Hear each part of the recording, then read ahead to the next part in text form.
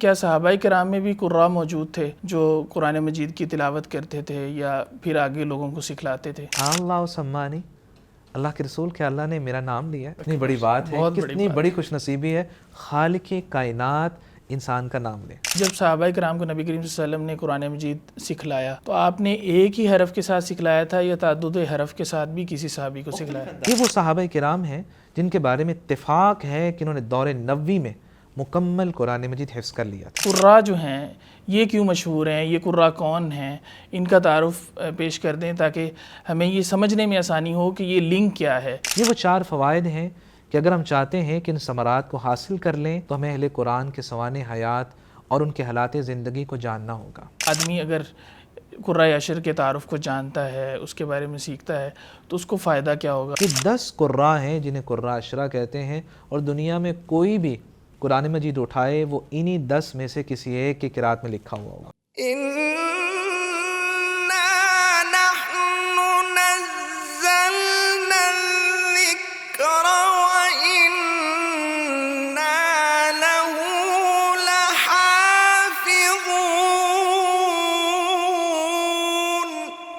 بسم اللہ الرحمن الرحیم، السلام علیکم ورحمۃ اللہ وبرکاتہ۔ ناظرین کرام، آپ دیکھ رہے ہیں پروگرام بزم قرآن اور میں ہوں آپ کا میزبان حافظ سعد الرحمان۔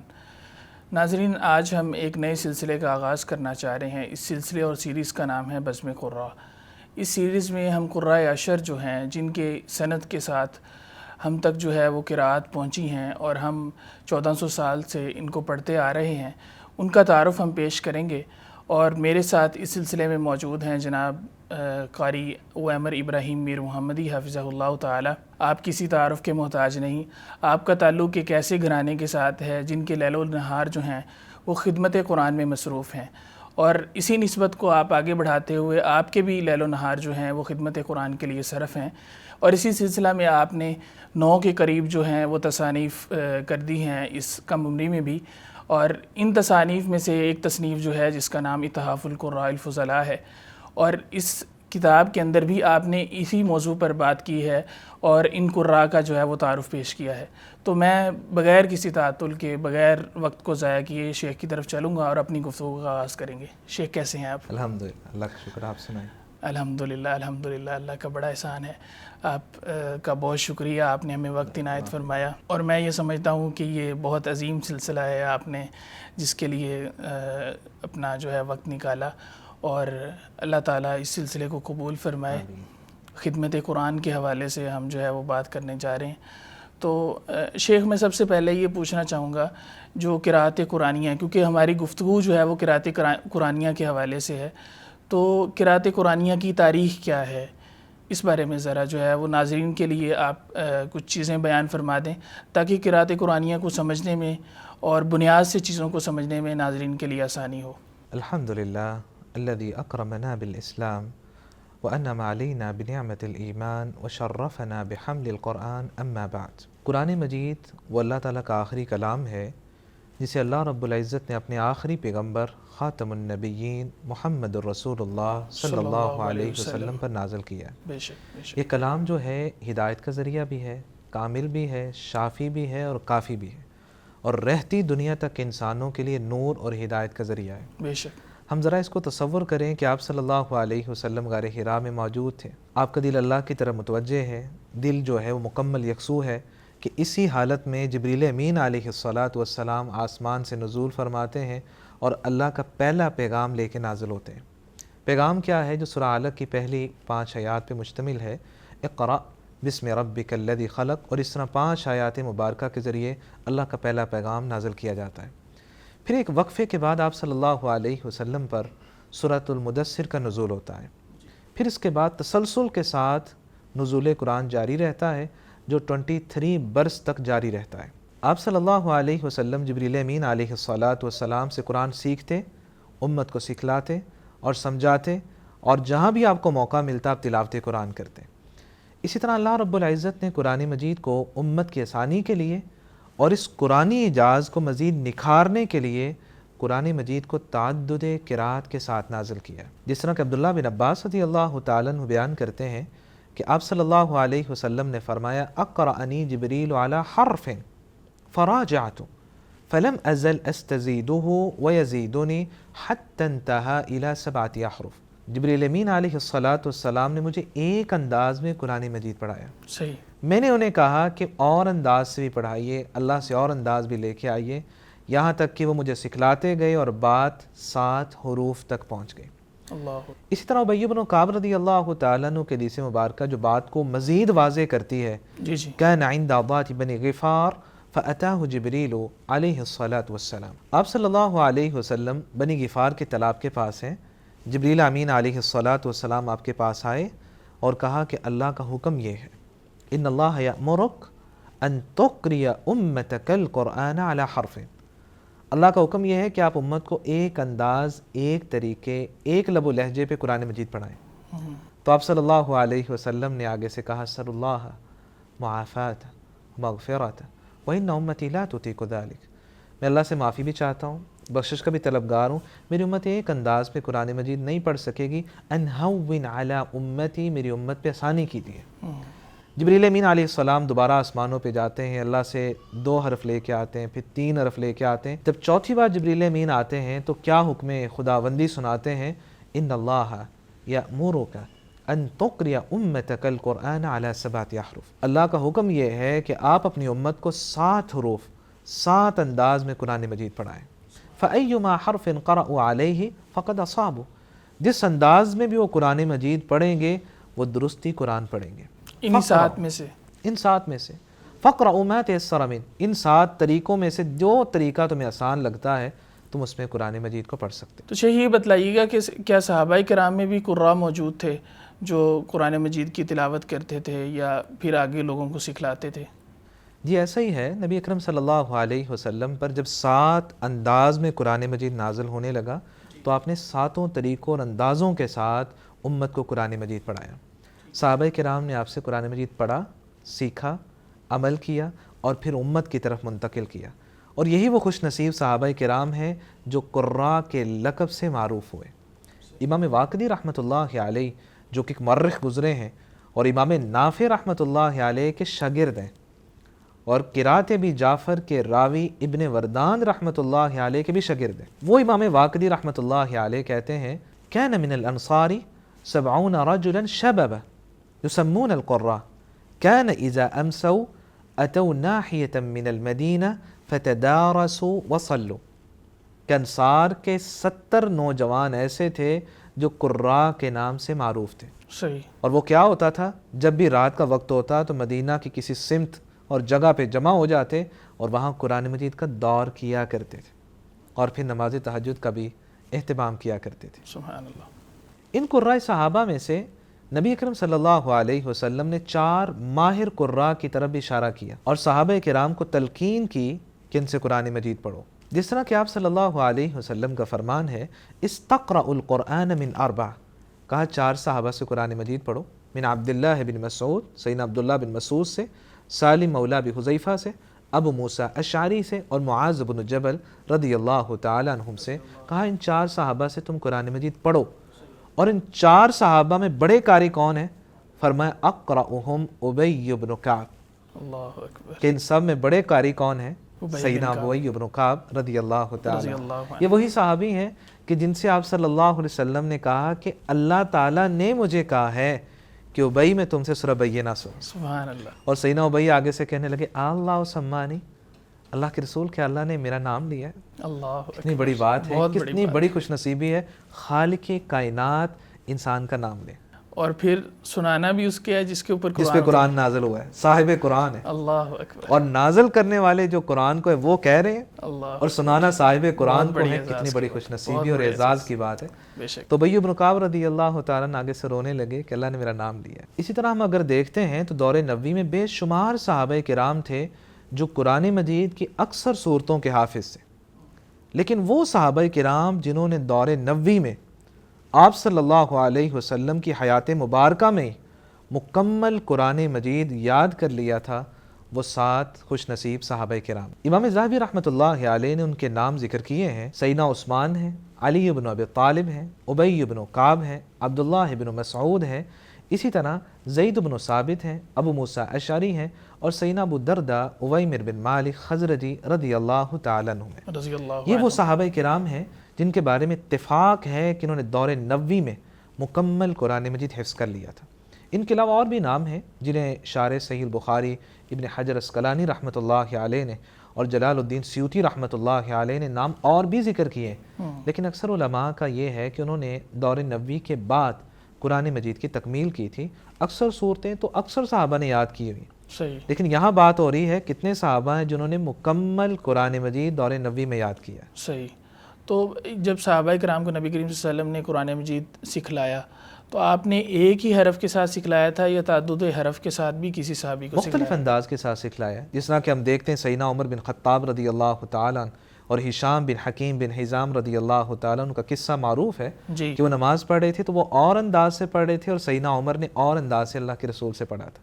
جب بات اللہ کے رسول کے پاس آئی تو انہوں نے کہا اللہ کے رسول آپ نے مجھے یوں نہیں پڑھایا جس طرح یہ ہشام پڑھے، صحیح، تو آپ نے فرمایا تھا ہاکذا انزلت، جس طرح ہشام پڑھ رہا ہے قرآن یوں بھی نازل ہوا، اور جس طرح عمر تم پڑھ رہے ہو قرآن یوں بھی نازل ہوا۔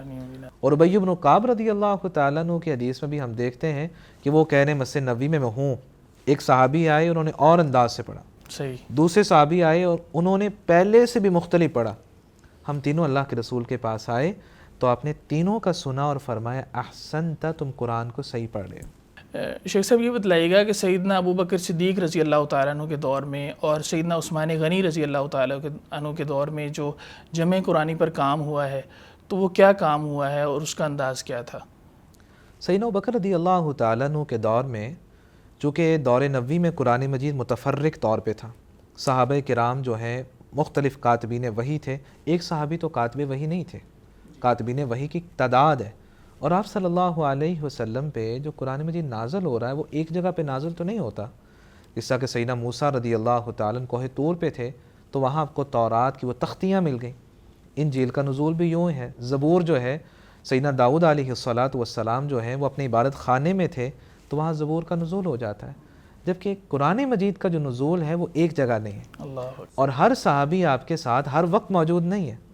آپ میدان جہاد میں ہیں تو کوئی صحابی آپ کے پاس ہے، آپ اگر مسجد نبوی میں ہیں، آپ اپنے گھر میں موجود ہیں، جو کاتب وحی قریب ہوتا آپ صلی اللہ علیہ وسلم اسے قرآنی آیات لکھوا دیا کرتے تھے۔ تو سیدنا ابوبکر رضی اللہ تعالیٰ عنہ نے ان متفرق جگہوں پہ لکھے ہوئے کو جمع کیا اور ایک مصحف کی شکل دے دی، ایک جگہ جمع کروا دیا۔ صحیح، پھر اس کے بعد سیدنا عثمان رضی اللہ تعالیٰ عنہ کا دور آیا تو انہوں نے انہی صحائف ابی بکر کو لیا اور اس کی 6 نقول تیار کروائیں اور سرکاری طور پہ تیار کیا گیا، اور پھر کیا کیا گیا 30 ہجری میں ایک مصحف اپنے پاس رکھ لیا ان 6 مصائب میں سے جسے ہم مصحف امام کہتے ہیں، مصحف امام، اور باقی جو 5 مصائف ہیں وہ خلافت اسلامیہ کے بڑے بڑے شہروں کی طرف روانہ کر دیے، وہ مدینہ ہے، وہ مکہ ہے، وہ بصرہ ہے، وہ شام ہے اور وہ کوفہ ہے۔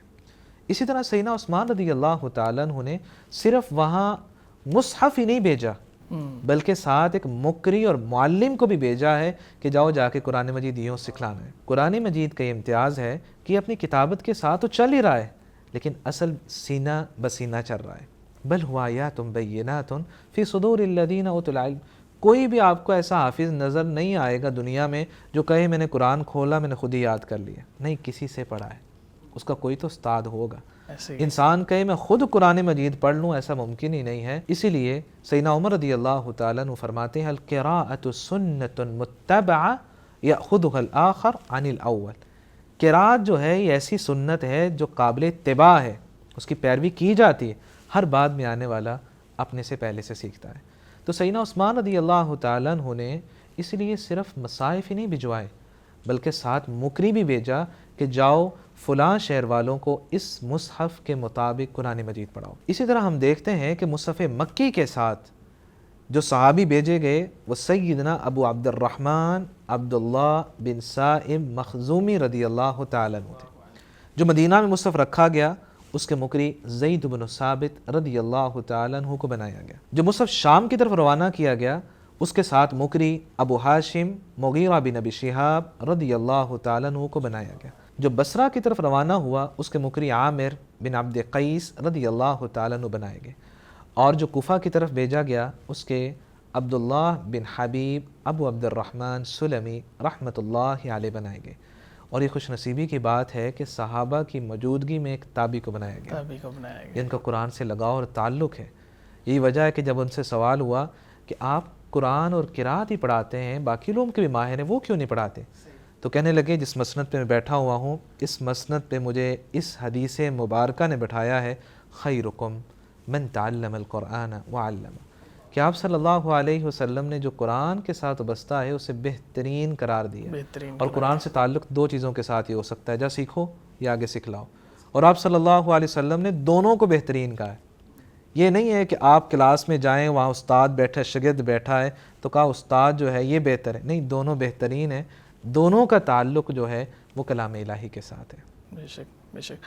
تو شیخ، یہ قرآن مجید کا معجزہ نہیں ہے کہ اللہ تبارک و تعالیٰ نے قرآن مجید کو 23 سال کے عرصے میں اتارا، اور اسی طرح پھر جہاں پر کتابت بھیجی گئی ساتھ جو ہے وہ پڑھانے والا بھی بھیجا گیا، یعنی اس کی دوہری حفاظت بھی ہے، کیا ایسا ہی ہے؟ ایسے ہی قرآن مجید کی کتابت کی بھی حفاظت ہے اور اس کی قرات کی بھی حفاظت ہے، یہ دونوں چیزیں ہیں۔ یعنی ادائیگی جو ہے وہ بھی سند سے جو ثابت ہے اس کے مطابق ہی ہوگی۔ ایسی بات ہے، اس لیے قرآن مجید میں اللہ تعالیٰ فرماتے ہیں ان علینا جمعہ وقرآنہ، یہ ہمارے ذمے ہے کہ ہم نے قرآن کو محفوظ بھی کرنا ہے اور اس کی ادائیگی کیسے کروانی ہے۔ جمع ہو کے اندر تو کتابت آ گئی، تو قرآنہ میں کیا ہے؟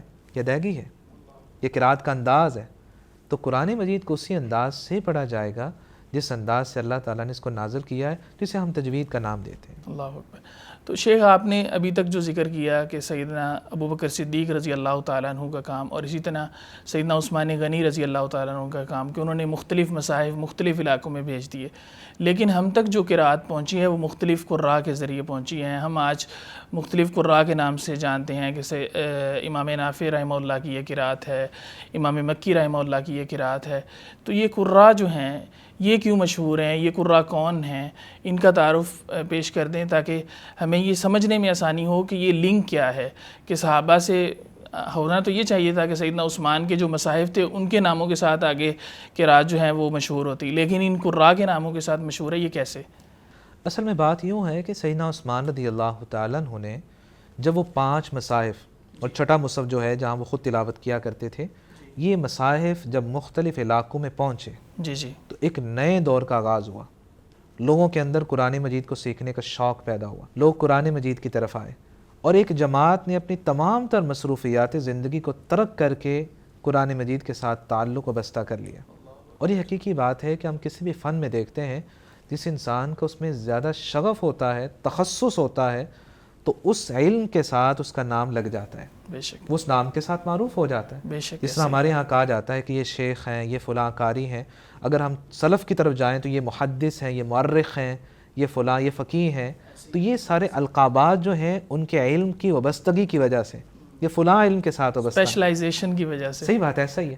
اور یہاں ہم قراء کو ہم دیکھتے ہیں کہ قراء تو بے شمار تھے، لیکن کچھ قراء ایسے تھے جنہوں نے تعلیم قرآن کے ساتھ اپنے آپ کو وابستہ کر لیا تھا۔ امام ابن جزری رحمۃ اللہ علیہ فرماتے ہیں ثم تجرد قوم للقراءۃ والاخذ، پھر کچھ لوگ ایسے تھے جنہوں نے قرآن کو سیکھنے اور سکھلانے میں اپنے آپ کو وقف کر لیا اور اپنے آپ کو فارغ کر لیا، لوگ ان کے ساتھ وابستہ ہونے لگے، شہر والوں کی طرف سے تلقی بالقبول حاصل ہوا، لوگ انہی پہ اعتماد اور یقین کرنے لگے، حتیٰ کہ ان کے قرآن کے ساتھ وابستگی کی وجہ سے اس قرآنی علم کو ان کی طرف منسوب کیا جانے لگا۔ اور یہ حقیقت ہے کہ تاریخ میں بے شمار قراء کرام کے نام ہمیں ملتے ہیں جنہوں نے قرآن مجید کے لیے اپنے آپ کو وقف کیا ہوا تھا، لیکن یہ اللہ تعالیٰ کا انتخاب ہوتا ہے کہ اللہ تعالیٰ اپنے دین کا کام کس سے زیادہ لیتا ہے، کس کا انتخاب اور چناؤ کرتا ہے، اور کس کے اخلاص کو قبول کرتا ہے، اور کس کے علم کو صدقہ جاریہ بنا کے جاری کر دیتے ہیں، یہ اللہ تعالیٰ کا انتخاب ہے۔ بے شک بے شک۔ قرآن مجید میں اللہ تعالیٰ کا فرمان بھی ہے اللہ یصطفی من الملائکۃ رسلا ومن الناس، اللہ تعالیٰ رسولوں میں سے بھی اختیار اور انتخاب کرتے ہیں اور اسی طرح لوگوں میں سے بھی کرتے ہیں، اللہ اور اکبر، یہ اللہ تعالیٰ کا چناؤ ہے۔ بے شک۔ وہ مشہور قراء کرام جو قرات قرآنیہ کے ساتھ وابستگی کی وجہ سے قرات قرآنیہ کے امام سمجھے جاتے ہیں، اور پوری دنیا میں ان کی قرات کو شہرت حاصل ہے، اور پوری دنیا میں انہی کی قرات پڑھی اور پڑھائی جا رہی ہیں، وہ 10 قراء کرام ہیں جنہیں ہم قراء عشرہ کہتے ہیں۔ ان میں امام نافع رحمۃ اللہ علیہ ہیں، عبداللہ ابن کثیر ہیں، ابو عامر بصری ہیں، عبداللہ بن عامر شامی ہیں، امام عاصم رحمۃ اللہ علیہ ہیں، حمزہ بن حبیب ہیں، علی بن حمزہ کسائی ہیں، ابو جعفر ہیں، یعقوب ہیں اور خلف العاشر۔ یہ 10 قراء ہیں جنہیں قراء عشرہ کہتے ہیں، اور دنیا میں کوئی بھی قرآن مجید اٹھائے وہ انہی 10 میں سے کسی ایک کی قرأت میں لکھا ہوا ہوگا۔ اللہ یہ اکبر، کتنا بڑا صدقہ جاریہ ہے بے شک، کہ قرآن مجید کا ایک حرف پڑھنے پہ 10 نیکیوں کا ثواب ملتا ہے۔ تو جب تک یہ قرآن پڑھا جا رہا ہے کیا قراء عشرہ کو ثواب نہیں مل رہا؟ بے شک مل رہا ہے۔ آپ صلی اللہ علیہ وسلم کا فرمان سلسلہ صحیحہ میں ہے، من تعلم آیہ من کتاب اللہ فلہ ثوابها ما تلیت۔ جو اللہ، ایک آیت کسی کو سکھا دیتا ہے، جب تک وہ آیت دنیا میں پڑھی جاتی رہتی ہے، پڑھانے والے کو اللہ ثواب دیتے رہتے ہیں، وہ چاہے دنیا سے فوت بھی ہو جائے، وہ منو مٹی تلے دفن بھی ہو جائے۔ 1400 سال سے چل رہا ہے۔ صحیح بات ہے، اس سے بڑی کوئی خوش نصیبی نہیں ہے کہ انسان کا تعلق جو ہے وہ اللہ کے کلام کے ساتھ جڑ جائے۔ اسی طرح پھر قراء عشرہ سے پڑھنے والوں کی تعداد سینکڑوں میں ہے، لیکن جو ثقافت اور ضبط میں باکمال تھے اور دنیا میں ان کی روایت کو شہرت حاصل ہوئی، اور آج دنیا میں انہی کی روایت پڑھی اور پڑھائی جا رہی ہیں، ان کی تعداد 22 ہے، جنہیں ہم راوی کا نام دیتے ہیں کہ امام نافع رحمۃ اللہ علیہ کے آگے 4 راوی ہیں، جن میں قالون ہیں، امام ورش ہیں، اسحاق مسیبی ہیں اور اسماعیل بن جعفر ہیں۔ اسی طرح باقی جو قراء ہیں ہر ایک کے آگے 2 راوی ہیں، جنہیں آج ہم روات کا نام دیتے ہیں۔ شیخ صاحب، چونکہ ہم نے اس سیریز کا نام بزم قراء رکھا ہے اور ہم اس سیریز کے اندر قراء عشرہ جو ہیں ان کے سوانح حیات، ان کا تعارف پیش کرنے جا رہے ہیں، تو میں یہ پوچھنا چاہوں گا کہ ایک عام آدمی اگر قراء عشر کے تعارف کو جانتا ہے، اس کے بارے میں سیکھتا ہے، تو اس کو فائدہ کیا ہوگا؟ اسی طرح طلباء جو ہیں ان کو کیا فائدہ ہوگا؟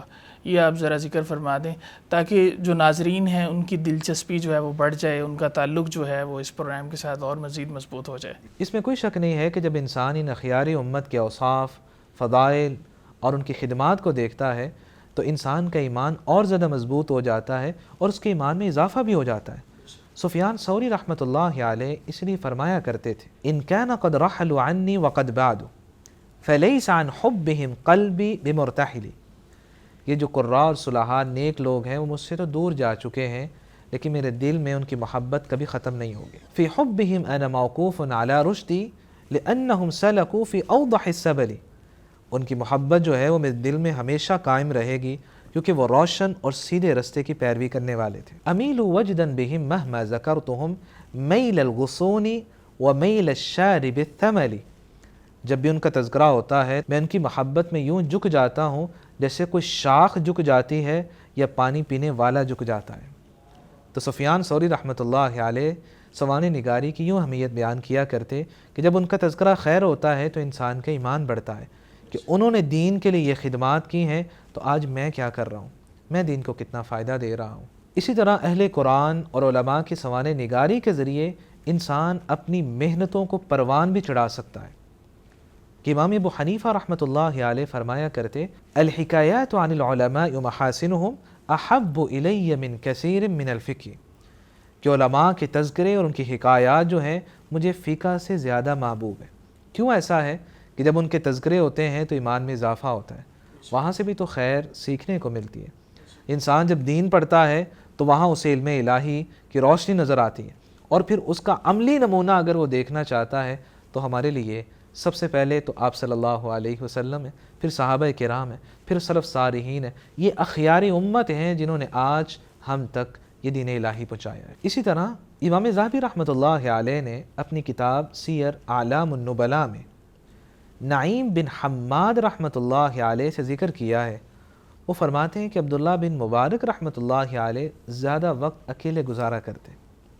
کسی نے انہیں کہا کہ آپ اکیلے رہتے ہیں تو اکتاہٹ محسوس نہیں کرتے؟ صحیح۔ تو کہنے لگے کہ میں کیوں اکتاہٹ محسوس کروں گا، میں تو اللہ کے رسول اور ان کے صحابہ کے ساتھ ہوتا ہوں، یعنی میں حدیث مبارکہ پڑھتا رہتا ہوں، صحابہ کے تذکرے جو ہیں ان کا مطالعہ کرتا رہتا ہوں، تو میں تو گویا اسی دنیا میں جی رہا ہوں۔ اسی طرح قاضی ارجانی رحمۃ اللہ علیہ بھی فرمایا کرتے، اذا عرف الانسان اخبار من مضى توہمته قد عاش فی اول الدہر۔ جب انسان پرانے لوگوں کے تذکرے سنتا ہے تو اسے یوں لگتا ہے گویا وہ ان کے زمانے میں جی رہا ہے، بے شک، گویا وہ بھی اسی دور میں ہے۔ وتحسبه قد عاش فی آخر دہرہ الی الحشر ان ابقى الجمیل من الذکر، اور اسے گمان ہوتا ہے کہ جس طرح انہوں نے اچھے کام کیے، دین کے لیے اپنی صلاحیتوں کو وقف کیا، تو ان کا ذکر خیر آج تک دنیا میں باقی ہے۔ اگر میں بھی اچھے کام کروں گا تو میرا ذکر خیر بھی آخر قیامت کے قریب تک تو جاری رہے گا۔ فقد عاش كل الدهر من كان عالما کریما حلیما فاغتنم اطول العمر۔ قاضی ارجانی رحمۃ اللہ علیہ فرماتے ہیں وہ شخص ہر دور میں زندہ ہوتا ہے جو عالم ہوتا ہے، کریم عزت دار ہوتا ہے، بردبار ہوتا ہے۔ آپ بھی جستجو کرو کہ لمبی عمر پاؤ۔ کیسی لمبی عمر؟ کہ انسان کی ایج تو کم ہوتی ہے لیکن اس کا ذکر خیر جو ہے وہ اللہ اس کے چلے جانے کے بعد بھی جاری رکھتے ہیں۔ اللہ اکبر۔ اسی طرح ہم دیکھتے ہیں کہ قراء عشرہ جو ہیں وہ اہل قرآن میں صف اول میں ہمیں نظر آتے ہیں، جن کے بارے میں آپ صلی اللہ علیہ وسلم کا فرمان ہے خیرکم من تعلم القرآن وعلم۔ تو قراء عشرہ جو ہیں وہ ہمیں امت کے بہترین لوگوں میں صف اول میں نظر آتے ہیں، کیونکہ یہی وہ لوگ ہیں جن کے بارے میں آپ صلی اللہ علیہ وسلم کا فرمان ہے ان للہ اہلین من الناس۔ لوگوں میں کچھ ایسے ہیں جو اللہ والے ہوتے ہیں، اللہ کے اہل ہیں، اللہ کی قربت انہیں حاصل ہے۔ جب صحابہ نے سوال کیا اللہ کے رسول کون لوگ ہیں، تو فرمایا اہل القرآن ہم اہل اللہ وخاصۃ، یہ اہل قرآن ہے جو اللہ کے اہل ہیں اور اللہ کے چنیدہ اور اللہ کے انتخاب شدہ لوگ ہیں۔ تو اہل قرآن میں اگر قراء عشرہ کا نام نہیں تو پھر کن کا نام ہے؟ یہی تو وہ قراء ہیں کہ جن کی بدولت، جن کی سند سے آج ہم قرآن مجید اللہ کا کلام پڑھتے ہیں۔ سیدنا ابو موسیٰ اشعری رضی اللہ تعالی عنہ جب بصرہ میں گئے تو وہاں قراء کو جمع کیا، تو آپ کے سامنے جب قراء آئے تو فرمانے لگے انتم اخیار اہل البصرہ، انتم خیار اہل البصرہ، تم بصرہ کے بہترین لوگ ہو کیونکہ تمہارا تعلق قرآن مجید کے ساتھ ہے۔ اور یہاں میں ناظرین کے لیے 4 فوائد کا ذکر کرنا چاہوں گا۔ اگر ہم صلحاء، قراء اور علماء کے سوانح حیات پڑھتے ہیں تو ہمیں کون سے فوائد ملتے ہیں؟ اہل قرآن کے سوانح حیات پڑھنے سے سب سے پہلا فائدہ یہ ملتا ہے کہ انسان کی ہمت مزید پروان چڑھتی ہے، موٹیویشن ملتی ہے۔ صحیح بات ہے، اور علم الہی کو سیکھنے کے لیے مزید تثبیت قلب پیدا ہوتا ہے۔ جس طرح کے سلف کہا کرتے تھے الحکایات جند من جنود اللہ یثبت اللہ بہ اولیاء، یہ نیک لوگوں کے تذکرے اور حکایات جو ہیں یہ تو اللہ تعالیٰ کا ایک لشکر ہے جس کے ذریعے اللہ اپنے بندوں کو تثبیت قلب عطا کرتے ہیں، ان کے اندر مزید ہمت پیدا ہوتی ہے۔ جس طرح آج ہم دیکھ لیں کہ اگر ہم صحابہ کرام کے وہ غزوات کو پڑھتے ہیں، دل میں ایک وہ جوش پیدا ہوتا ہے کہ صحابہ کرام نے دین کی خدمات کے لیے کس طرح اپنے تن من دن کو وقف کر رکھا تھا۔ ایسے ہی ہے۔ دوسرا جو ہمیں فائدہ ہوتا ہے کہ اہل قرآن کے سوانح حیات کو پڑھنے سے انسان اپنی سستی سے مطلع ہوتا ہے کہ میں جو ہے کیا کر رہا ہوں اور ان کی خدمات کتنی زیادہ ہیں، ان کی محنتوں کا کیا عالم ہے، اور اس کے دل میں یہ خواہش پیدا ہوتی ہے کہ میں نے اہل قرآن جیسا اخلاق عالی پیدا کرنا ہے۔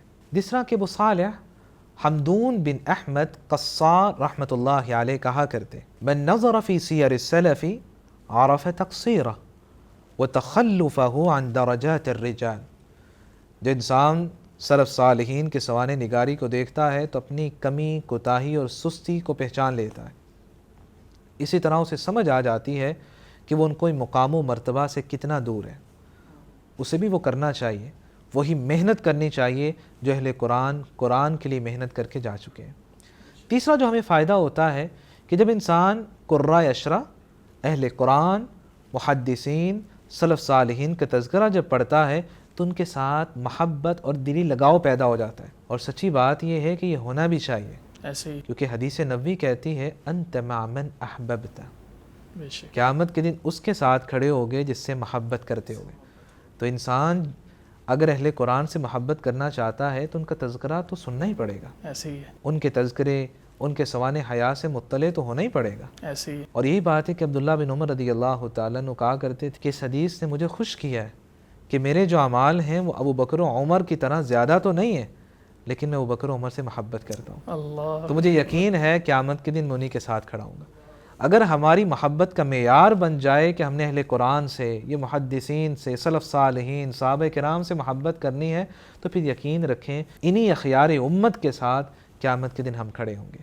اور جب تک ہم اہل قرآن اور نیک لوگوں کے تذکرے نہیں سنتے تو پھر ہماری محبت کا معیار بدل جاتا ہے۔ اور آج سچی بات ہے کہ ہمیں کرکٹر، یہ یوٹیوبر اور ٹک ٹاکر اور کریکٹر کے نام تو ہمیں یاد ہے، نہیں یاد تو ہمیں ازواج مطہرات کے نام نہیں آتے.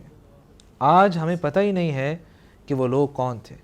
تو آج ضرورت ہے کہ ہم ان کے تذکرے پڑھیں، ان کے سوانح نگاری کا مطالعہ کریں، سنیں کہ وہ کس طرح کے لوگ تھے، ان کی دین کے لیے خدمات کیسی تھی.